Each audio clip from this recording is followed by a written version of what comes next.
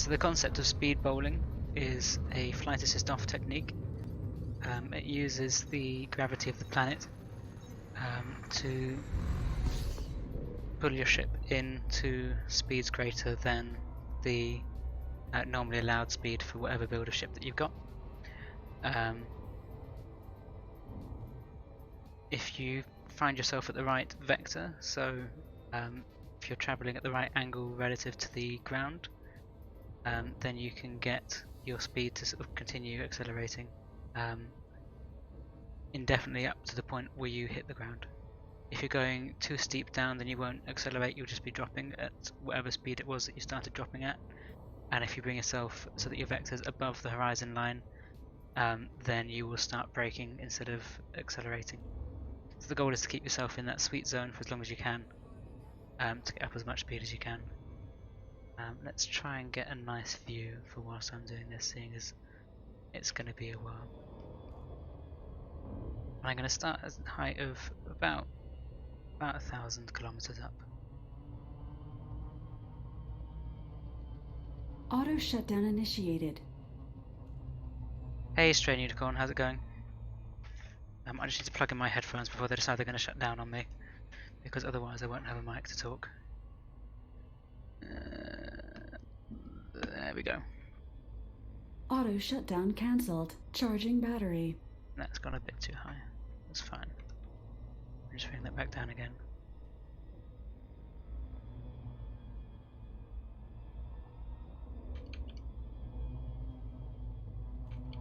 There we go, that'll do.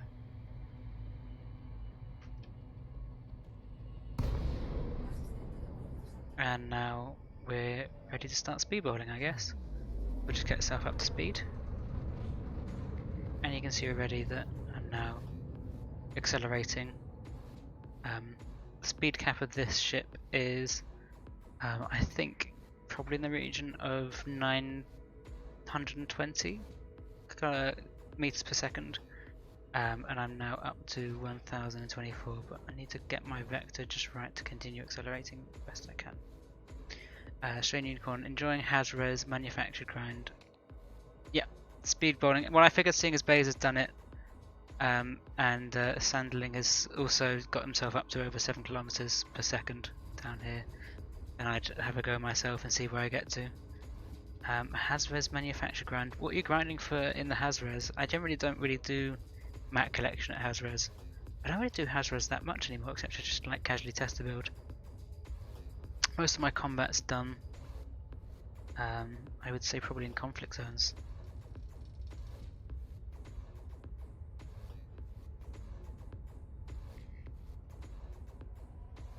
Just finding that sweet spot of speed so I'm not headed too far down. Also continuing acceleration best I can.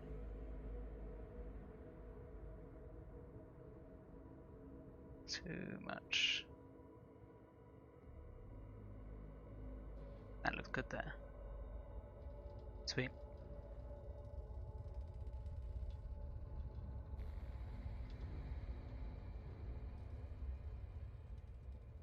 Yeah, I figured for this stream, seeing as speed bowling is a relatively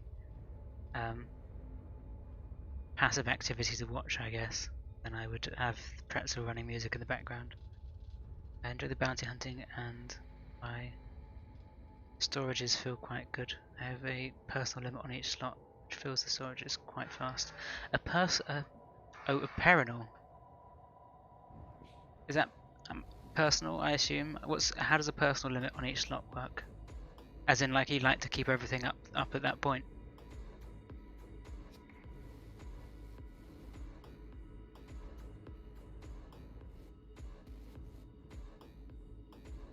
I usually just separate out material collection from everything else that I'm doing. I tend to just go for high grade missions for my manufactured, with the exception of sometimes when I'm doing missions that involve the transporting cargo from A to B.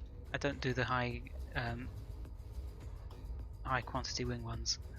I do the sort of lower ones, but usually if you get some anacondas sent after you, they might drop a couple of chemical manipulators or some other G4, G5 stuff.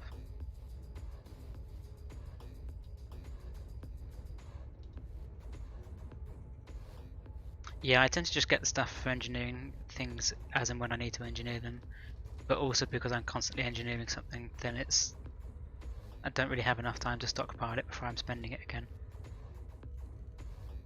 Like at the moment I've got one full ship project that I'm working on, and two sort of other projects of things that I've changed the build on, so I need to re-engineer stuff for that. And then I've got like 3 or 4 other bits and bobs that I'm just like doing in the background at the same time.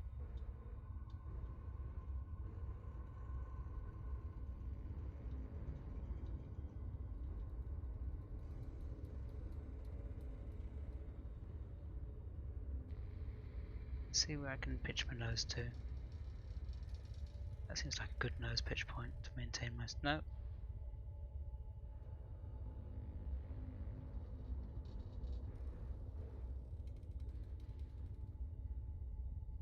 Too high. Too high? I feel like it might have been a mistake facing into the sun to do this, because now I can't really see the stardust very well. But we're going again.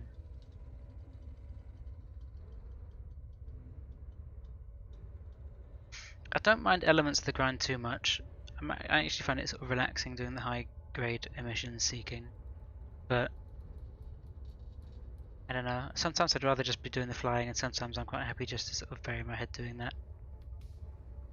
I go to Robigo and do passenger missions to Sothis for the biotech conductors and exquisite focus crystals, and usually pick up a bunch of modified embedded firmware at the same time. And I've gotten reasonably sort of swift at docking and undocking the Anaconda in flight assist off as a result of that, which is nice.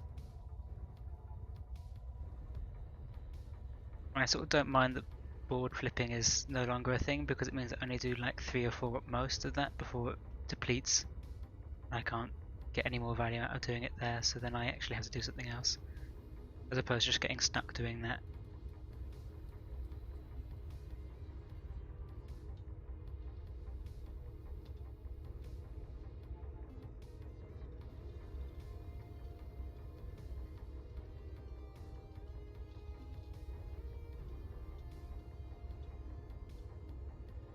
It's accelerating quite fast.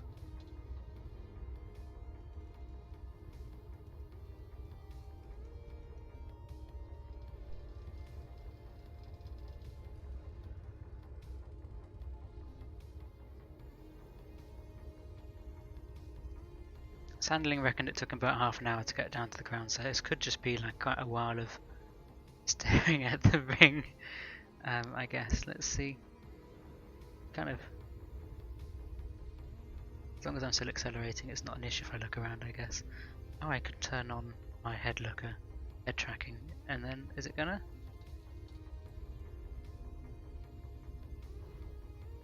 No, it's not gonna be my friend. Why is head tracking not gonna work?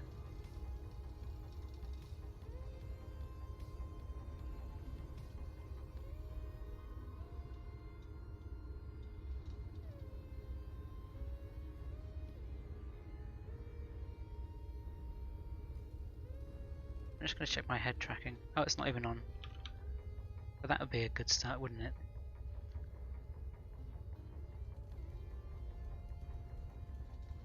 It sounds more efficient, yeah, but after a 3-month break I built an Anaconda and played around on ships with engineering. So I have used to take all I get. Yeah, I don't really do super heavies for engineering as well, because I'd much rather do like 5 Vipers, or you know, a Viper and an Eagle and a Carrier and a Faz and whatever else. Like at the moment I'm working on a Carrier and a Mamba and an Eagle and a Viper, and I'd much rather do that for my money, or my credits and my engineering materials, than spend the same amount of time grinding for one Anaconda. Because the amount of gameplay that I get out of 3 or 4 different ships that all fly a bit differently, and for me personally, I don't find the super heavies fun to fly. So I don't really see what this. Only like I get that for some people it's a, I don't know, like a mark of achievement to have the super heavy, but for me it seems like a sort of a dead weight. My head tracking is still not playing ball.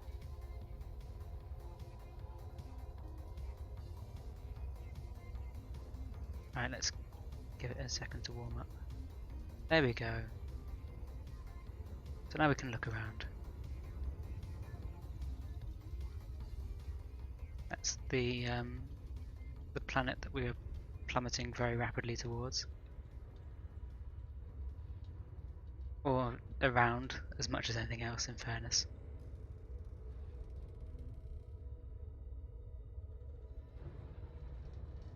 Where are we sitting? There we go.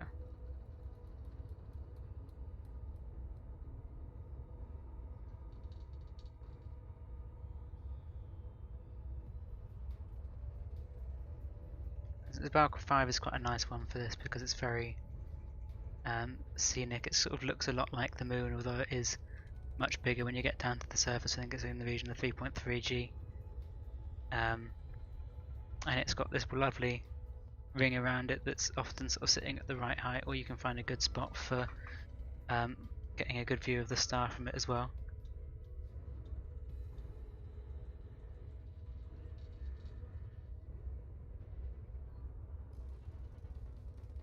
Strain Unicorn says, I get that, I almost feel bad that I mostly fly my Type 10 and Anaconda now for farming. I feel like I unlearned flying my Chief with fixed. Yeah, I mean if you wanna have a little sparring session with your Chief sometime, I've got plenty of different options to sort of take that against. I don't find them exciting to fly, so I don't want to fly them. When it comes to, I mean, the Anaconda isn't too bad when it comes to vectoring in and out of the letterbox, I guess, but especially now that I've got, like, with flight assist off and head tracking, just the sort of, I don't know, the enjoyment factor of it is so much higher from having a maneuverable ship that I can just chuck around all over the place. An Eagle is a real joy to fly because you pretty much just, especially fully engineered with enhanced performance thrusters, you pretty much just like chuck it in a direction, it goes where you want it to.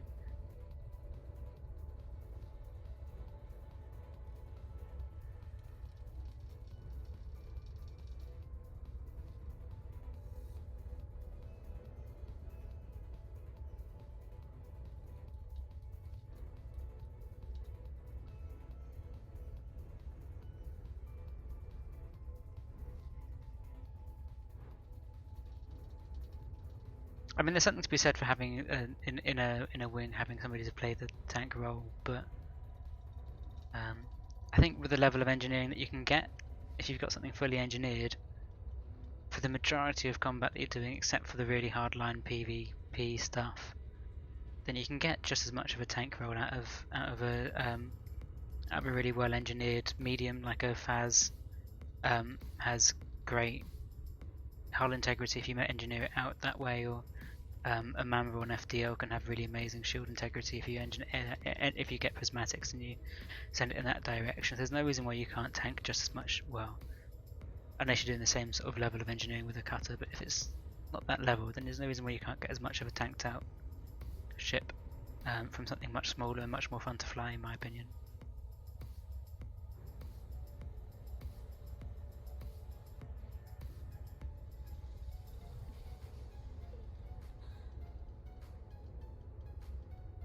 Let's see how good a view we can get whilst we're...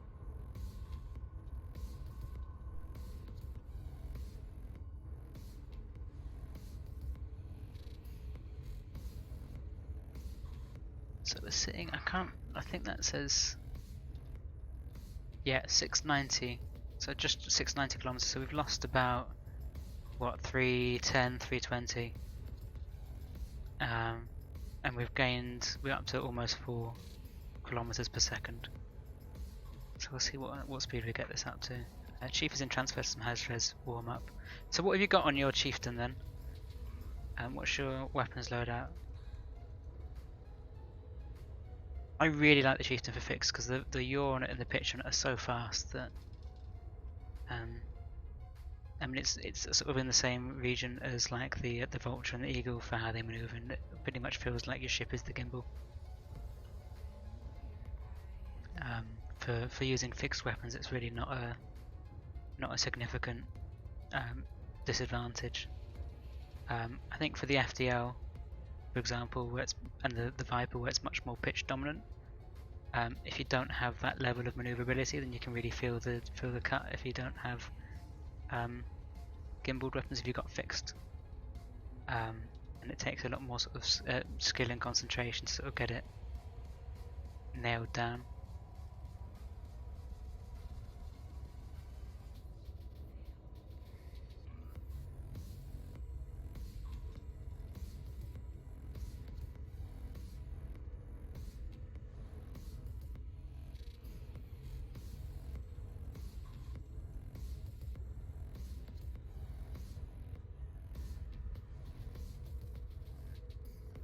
I mean, I'm definitely much better flying my chieftain than I am flying my head of the FDL.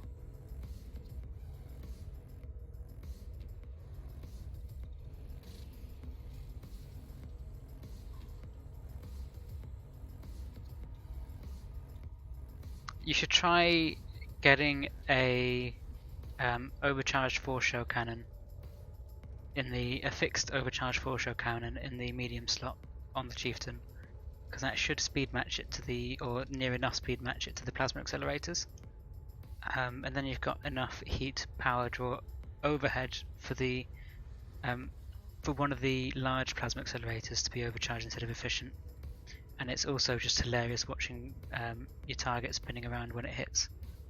It's impractical in wings in conflict zones, for example, where I was flying one of those with Bays in a conflict zone, and he kept on missing his plasma accelerator shots.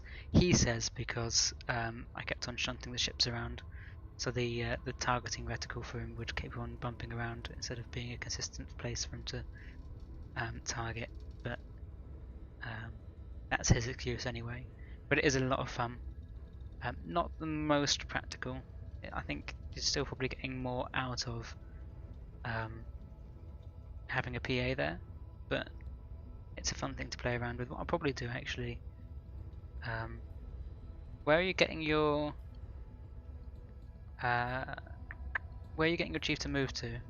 Because I could join up with you with my chieftain if you want once I'm done here, depending on how long that takes. It's a bit hard to judge because I've never really done this sort of thing for this amount of time. No, just a standard cannon. So a standard cannon, if you get the fixed medium size cannon and then you add force shell experimental onto it, and if you do the overcharged blueprint just for the extra strength, then it should speed match it or near enough. Double check it in Coriolis because I can't remember offhand. But it should be it should be close enough speed match that you can use the same targeting reticle as you can for your plasma accelerators for the cannon. So you can fire them just all as one. And then it's just very funny to watch. Yeah, it's a lot of fun. And the bigger you go with the cannon that you've got the force shell on, then the more effect it has at shunting stuff around. So if you've got like an Imperial Eagle, or if you've got it in your smalls, basically, then it's not going to do that much of a shunt. But then if you start putting it in your mediums and your large slots, then you're going to get more significant shunts around and spinning out. I mean, even if you get just like a small shot on a sidewinder, it's just going to sit there spinning around.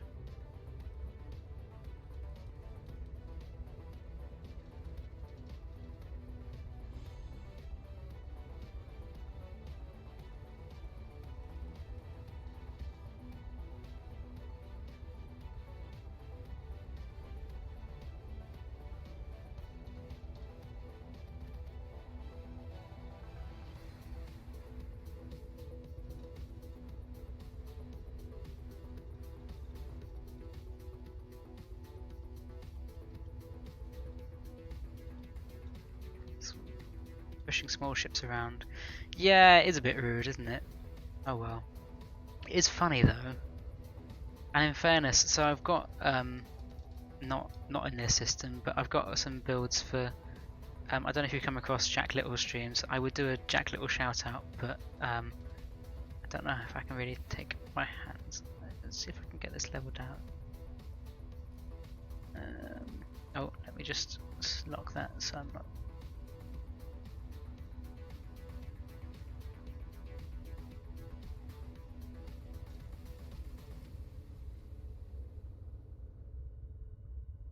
There we go, that worked. So Jack Little does on Tuesday evenings. He does his LMPD streams, which is in the style of sort of like a kitsch 70s cop show. And each of those streams he pairs up with his audience flying in wings with Sidewinders, Eagles, and Imperial Eagles, going into bounty hunt and Hazras and stuff like that. So it's a lot of fun and just like small throwaway ships. They're quite quick to put together. But if you want to fully engineer them, which is definitely advised, then you can definitely do that. So I've got one of my builds is an Eagle that runs Enforcers with speed matched 4-shell cannon. And I haven't had a chance to test it out yet because I've only just finished putting everything together for it. But the goal of that will be to see if I can knock stuff spinning at the same time as shooting. So I'll have just one reticle to aim at. But we'll see how that goes. I'm coming up to the halfway point of 500 kilometers out, and I've got 5 kilometers per second on the speedometer. I've definitely moved a bit off my original angle. Where's my vector sitting? It's quite hard to see what the actual vector is with the ring sitting where it was. I definitely should not have gone for the scenic view whilst doing this, but there we go. Live and learn.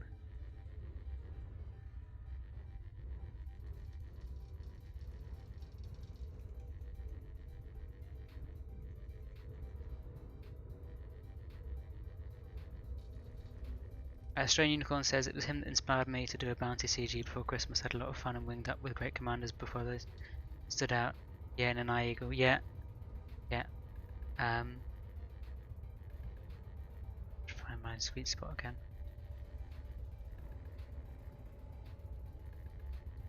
Right, there we go.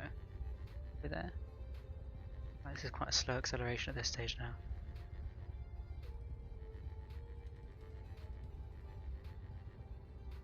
Yeah, I think it's a lot of fun, and also you can really get a lot of variability out of a fully engineered small ship, but you need to sort of have figured out what your technique is for flying it to get the most out of it. One of the sort of more fun encounters I had whilst the Bridging the Gap community goal was going on during the conflict zones in the war that was there. I came across one commander that was in a hauler that was outfitted with just a mine layer that was just flying around in the conflict zone. He was on the opposite side, and I sort of asked him like, how's the mine layers doing for you? And he's like, well, not very well if I'm honest. So yeah, not really any surprises there. And the other one was a commander in a completely stock Sidewinder, so I'm guessing they probably fitted a fuel scoop to get it out there. But it was the insurance Sidewinder as well, so I don't know if he still had his very first original one, just never changed any parts on it. But I suppose the other option is that if you do the suicide winder approach, then the Sidewinder that you get when you have that is also all on insurance. So he'd fully engineered his stock Sidewinder and then taken it into the conflict zones upon the basis that he would have no bills to pay when he got blown up. How viable it was for combat, I couldn't especially tell you, seeing as it didn't take many shots from my railguns to do him in, but in fairness, every time I stowed them and stopped shooting at him, he'd then shoot me again. So I sort of figured that he was just testing the theory, I guess, at that stage. But it does seem like a fun concept of having no rebuy. I don't know if you would get to keep all your engineering though, is the thing. I don't see why it wouldn't, because if it's engineered, it's engineered. It depends on how they figured out the mechanic for the insured parts.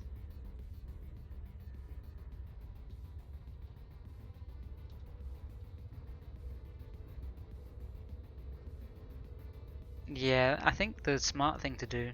I mean, firstly, I always find it really frustrating when you go to busy community goal spaces where combat's happening, and people haven't figured out that you just wing up. Like, whenever I dropped in a conflict zone, I would check for commanders that were on my own side, and if there were any, then I'd send them wing invites.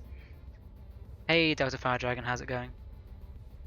And you'd be surprised at how many people don't accept a wing invite, or don't even seem to recognise that it's there if you send them a message saying accept wing invite so we can share the rewards.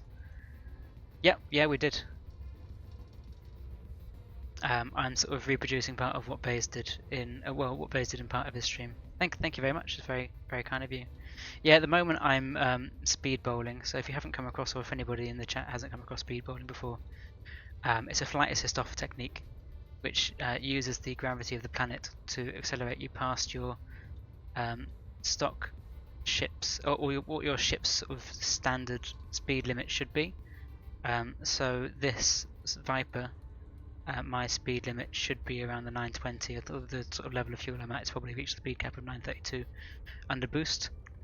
And I started 1,000 kilometers up from the planet's surface, and now I'm sitting at, it looks like 5,600 meters per second. So in the space of around 600 kilometers down, I've picked up 4 kilometers per second, maybe a bit under 4 kilometers per second. And the goal is to try and get as low to the planet's surface as I can using this technique, keeping myself in the sort of the optimal acceleration angle. I had to go into Super Cruise with Angelica. Yep. To get to Gill Point. Where's Gill Point?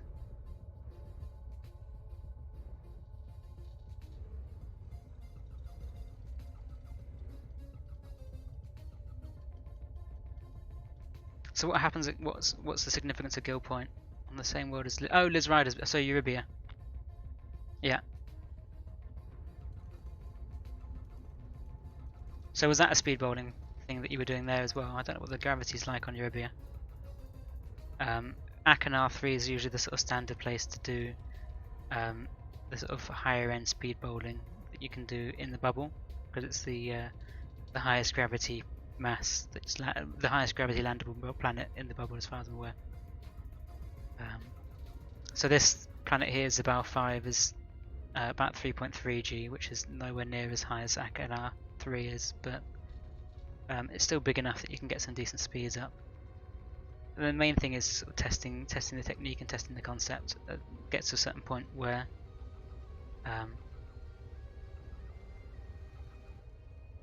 it's just a matter of time. Once you've got the technique down, it's a matter of time and patience and how long you're willing to invest and how high you want to go up.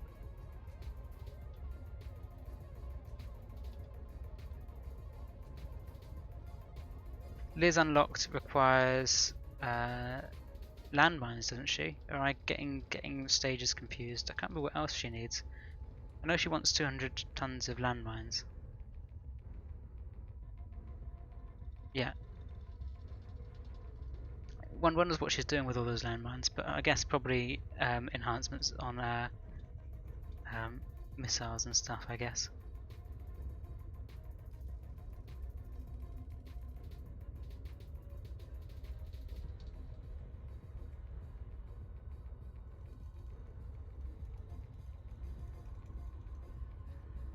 So I'm almost up to 6 kilometers per second.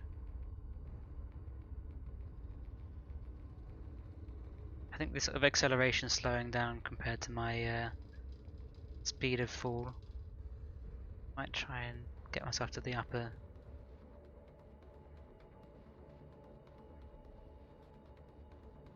Oh, that's better there.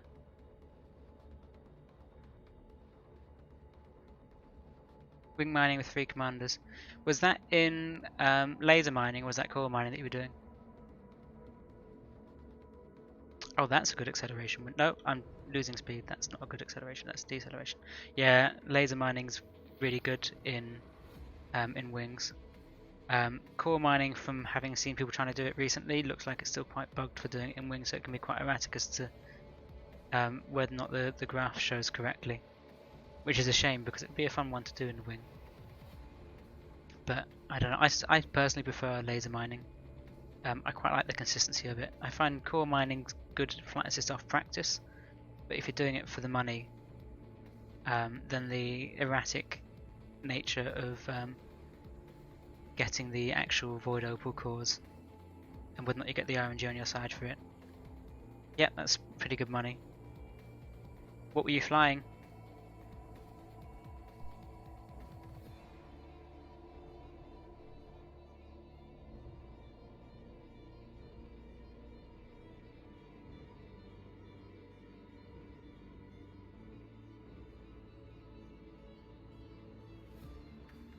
Three Pythons and a Clipper. And how long did you spend to get 170 mil? I think in my Python I can get 150 mil from an hour's mining, or thereabouts, give or take.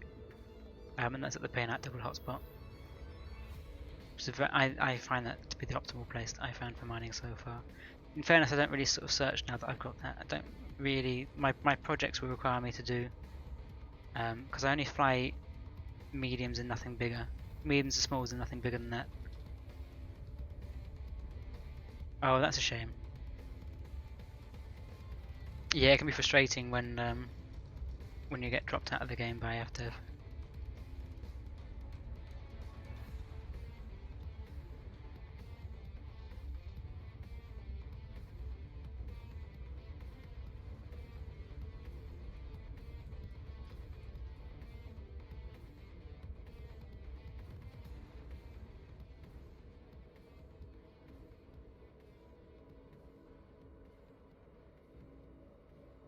Yeah, that's the standard message that you get when you lose your connection for some reason. Oh, sorry. Let me freeze that a second whilst I just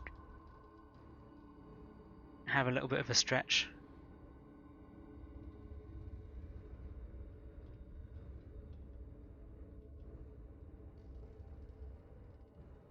The infrared tracking is really good up until you do something a bit out of the ordinary and it can go a bit haywire sometimes.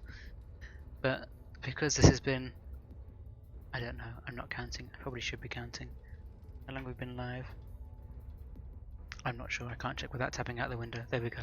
Well, because we've been doing this for a bit of time, then I sort of need to sort of wriggle about in my chair at the same time, which is not really optimal for the head tracking to not be annoyed at me doing that. So we'll stay like this for a little bit. Just won't have the opportunity to look around quite as much. But we could have a look around actually. Let's do that. Let's appreciate some of the views.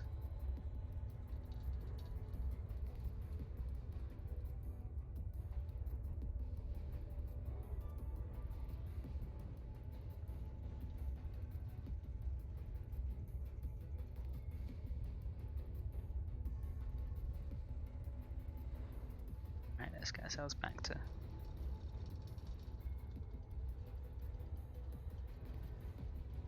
acceleration point there. And although the game is peer-to-peer between the players, there's still a connection with the FDev servers for common data to and from the game engine, right? Yeah, I'm not sure exactly how it works. I know there's a level of peer-to-peer about it, but there definitely also seems to be some sort of information exchange with FDev directly. Every time that you go in and out of Super Cruise and do a hyper jump, for example, that's communication with the game servers to get information drawn about about what's in system and who they should be encountering and stuff like that. I think the peer-to-peer more comes into play when you have a specific instance that you go into, and the first person into that instance, their computer is handling the peer-to-peer, but the way that the netcode is set up doesn't seem to sort of, I don't know, it doesn't seem to be entirely consistent. Don't know if that's based on people's individual computers or what have you. Instancing and maintaining that instancing is more linked to game servers. Okay.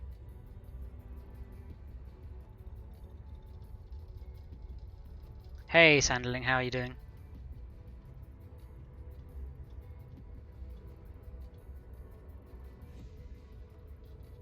I'm not sure I'm going to catch up with your 7 kilometers at this rate, 7 kilometers per second. But nearly in a food coma after dinner. What were you eating?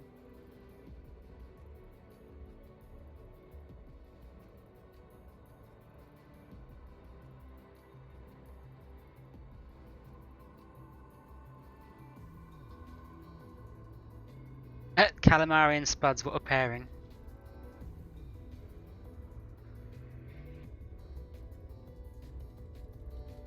Yeah, I find instancing can be really frustrating sometimes. Just how erratic it can be. It can be pretty breaking for the AX conflict zone stuff, and a lot of the time you drop into a just a standard human conflict zone, and it's just not populated at all. And I don't know if that's instancing or some other sort of bug stuff happening, but it only happens in wings. Yeah, yeah, it's definitely an issue with rescue clients in fuel ratting. I mean, the amount of pages that are in the standard operating procedures are just how to get things working, especially with Xbox, which I don't ever play on the Xbox, but I gather it's even worse trying to get things to work consistently on the Xbox stuff.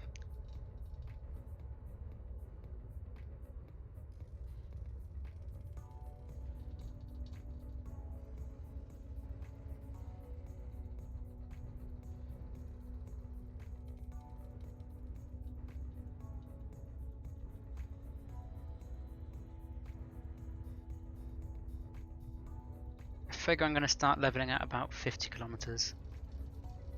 But I don't know, I think I should be fairly close to the horizon line, so I don't think it should take me that long to actually get into a climb. Sometimes it's problems with the player's internet and the network between the FDev servers and other players. Yeah, I figure. I think part of the problem of it being peer-to-peer as well is if the person that has been selected by the game to host has quite a poor connection, then it can throw everything else out for everybody. Sometimes it's absolutely fine, but other times when I'm winged up with Bays, for example, because I'm based in the UK and Bays is California, then we couldn't be too much further apart unless one of us was in Australia as well. But it can get really erratic. Sometimes, I don't know exactly how it works with wings, but sometimes one of the wingmates will show up for me and their icon as no shields, no hull. And I'll have trouble instancing with them properly. On at least one occasion, I've been able to physically see them in the instance with me, but it's shown up on the radar as a wing signal out of instance.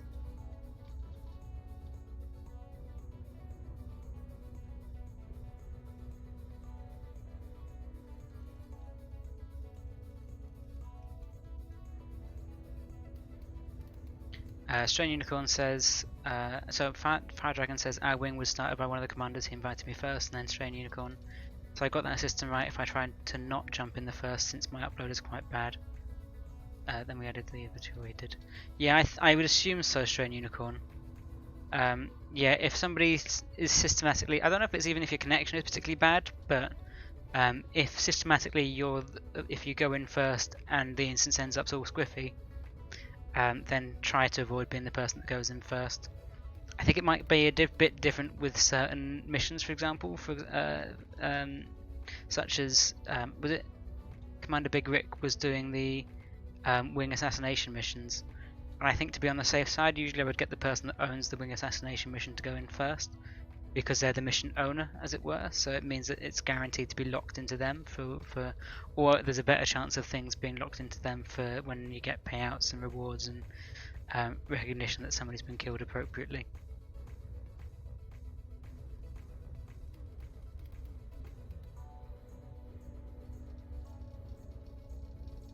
Delta Fire Dragon says, one annoyance for me today is that I need to wait for the game servers to refresh Hamel terminal stock of the rare commodity Heratani craves.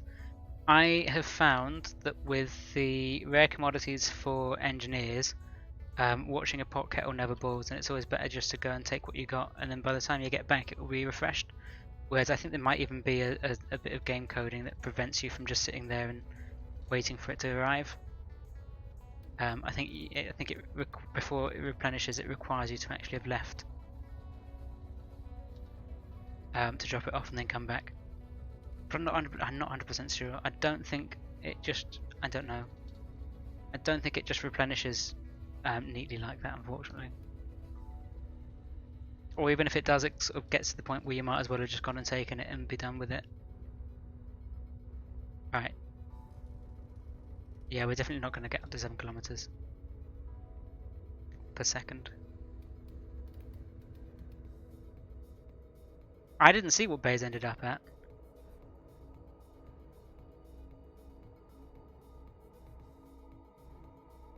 Oh, 7470 was yours then. So that's the target, I guess. I mean, in fairness, this is my second time speed bowling, so I don't mind too much if I'm not matching yours.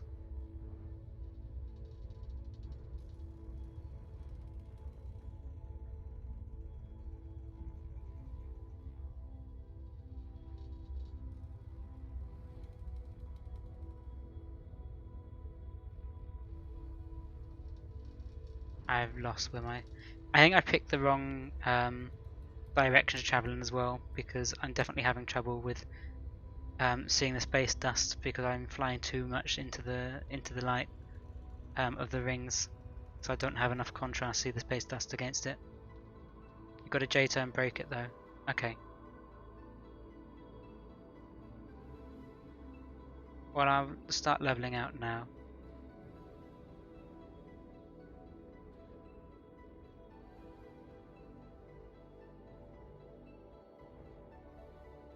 There we go, keep perfect angle.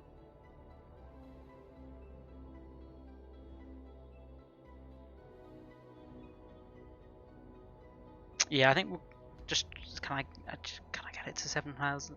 I'm gonna go for 7. Hopefully I've got enough height to go for 7 still. I'm gonna try not to hit the ground on it though.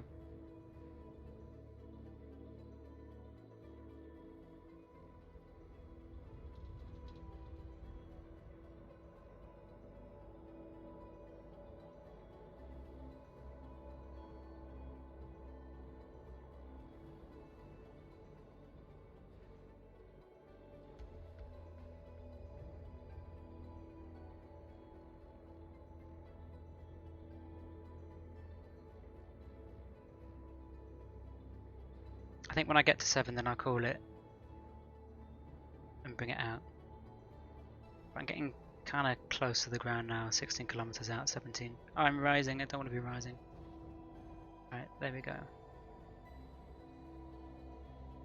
Right, 7, okay. Start leveling out now. I think I'm fine. So I will catch up with chat in a second once I've regained control. I'm not boosting it, so we're doing alright. Right, now braking starts.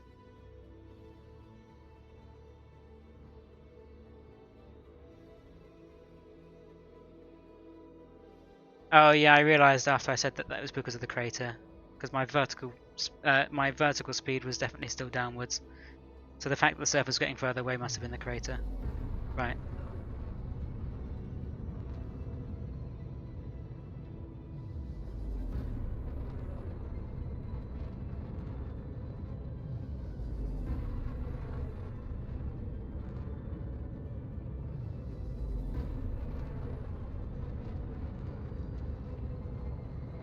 Now we're back in speed.